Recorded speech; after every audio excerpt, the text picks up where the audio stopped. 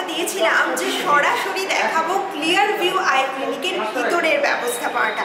চলুন তাহলে আমার সাথে এবার আপনারাও দেখে নিন ঠিক কেমনভাবে সাজানো হলো এই নতুন ক্লিয়ার ভিউ আই ক্লিনিক। প্রবেশ করছি ক্লিয়ার ভিউ আই ক্লিনিকে। আপনারা দেখতে পাচ্ছেন ডান দিকে রয়েছে রিসেপশন এবং সামনে যে জায়গাটা রয়েছে সেখানে থরে থরে সাজানো রয়েছে কিন্তু প্রচুর দুর্দান্ত স্টাইলিশ সব চশমা। আর এই স্টাইলিশ চশমাগুলো আপনারা আপনাদের মতো করে কাস্টমাইজ করে নিতে পারবেন। আর এই বিস্তারিত বিষয়টা নিয়ে এবং অত্যাধুনিক কি কি যন্ত্রপাতি রয়েছে সেই সমস্ত কিছুই কিন্তু এক এক করে আপনাদেরকে দেখাবো। আর যে কথাটা আপনাদেরকে আগে আবারও দিয়েছিলাম যে এই ক্লিয়ার ভিউ আই ক্লিনিকের মূল উদ্যোক্তা যিনি, অর্থাৎ ক্লিয়ার ভিউ আই ক্লিনিক যার ব্রেনচাইল্ড সেই ডক্টর সুহানা দত্ত মুখার্জির সঙ্গে কিন্তু আমরা এবার সরাসরি কথা বলে নেব। আপনাদের যে কথাটা একটু আগেই বলছিলাম, একেবারে অত্যাধুনিক যন্ত্রপাতি নিয়েই কিন্তু সেজে উঠেছে ক্লিয়ার ভিউ আই ক্লিনিক। আপনারা দেখতে পাচ্ছেন এখানে চোখের বিভিন্ন ধরনের সমস্যা পরীক্ষা করার জন্য কিন্তু প্রচুর ধরনের অত্যাধুনিক যন্ত্রপাতি রয়েছে। আর যারা এই পুরো কর্মকাণ্ডটা অত্যন্ত সুচারুভাবে দায়িত্ব নিয়ে সামলাচ্ছেন সেই দাদা দিদিরাও রয়েছে কিন্তু এখানে আমাদের সঙ্গে। আপনাদের শুরুতেই যে কথাটা বললাম যে অক্ষয় তৃতীয়ার দিনে একেবারে নতুনভাবে নতুন রূপে পথ চলা শুরু করলো clear view I clinic super speciality clinic, এবং যার হাত ধরে এই ক্লিয়ার ভিউ আই ক্লিনিকের পথ চলা শুরু তিনি হচ্ছেন ডক্টর সুহানা দত্ত মুখার্জি এবং আমার সঙ্গে রয়েছেন ম্যাডাম। আমি ম্যাডামের কাছে সরাসরি একটা প্রশ্ন জানতে চাইবো ম্যাম, কলকাতা শহরে তো অনেক আই ক্লিনিক রয়েছে, সুপার স্পেশালিটি ক্লিনিকও অনেক রয়েছে, কিন্তু এই মুহূর্তে আপনার ক্লিনিকেই মানুষজন আসবেন কেন? বিশেষত্বটা কি এই নতুন ক্লিনিকের? হ্যাঁ, নমস্কার। প্রথমে তো ব্যাপারটা হচ্ছে যে আমি অ্যাকচুয়ালি অনেক জায়গাতেই কাজ করেছি, কলকাতার অনেক বড় কর্পোরেটেও কাজ করেছি এবং আমি বিদেশে ইউকেতেও ছিলাম। আচ্ছা। তো আমি সেখানে কাজ করে একটা জিনিস দেখেছি, সব জায়গাতেই যেটা পেশেন্টরা মানে ফেস করে সেটা হচ্ছে আমাদের আইয়ে অনেক কটা ডিজিজ হয় যেখানে সাডেন ব্লাইন্ডনেস হয়, সাডেন ভিশন লস হয়, কিন্তু সেটা শুধু আইয়ের কারণে হয় না, সেখানে হার্ট ইনভলভ থাকে, সেখানে নার্ভাস সিস্টেম ইনভলভ থাকে।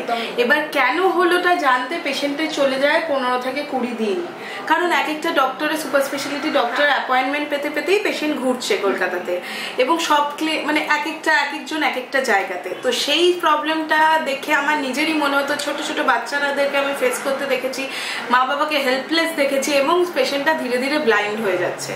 সব থেকে বড় কথা, এরকম পেশেন্ট যেটা অপটিক নিউরাইটিস এবং অনেক ডিজিজ আছে যেগুলো আমরা রোজকার ফেস করি, একদম ভেরি কমন, মনে হবে যে আনকমনের কথা বলছে ম্যাডাম, না, ইট ইজ ভেরি কমন। সেখানে দাঁড়িয়ে আমরা দেখছি যে লস হয়ে যাচ্ছে ভিশনটা, and we can do anything.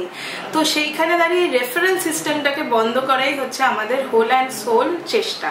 We are trying যে কার্ডিওলজিস্ট, নিউরোলজিস্ট, গ্যাস্ট্রোএন্টোলজিস্ট এবং ইভেন রিউম্যাটোলজিস্ট যাতে আমরা সব এক ছাদের তলায় আছে, যাতে যেই দিনই এরকম সিরিয়াস কেস আসছে, যাতে যেই দিনই একটা ছোট থেকে ছোট বাচ্চা উইথ হেডেক আসছে, লোকে একবার বলছে কানের প্রবলেম, একবার বলছে মাথার প্রবলেম, একবার বলছে চশমা দেখাও, একটা বাবা মা 5 দিন একটা বাচ্চা স্কুল কামাই করে এদিক ওদিক ঘুরে যাচ্ছে, এটা হবে না। ক্লিয়ার ভিউ এলে সেই দিনই আপনার চোখেরটা তো হয়ে গেলই, প্লাস সেই দিনই আপনি পেডিয়াট্রিশিয়ান দেখিয়ে নিচ্ছেন, you are coming to a conclusion.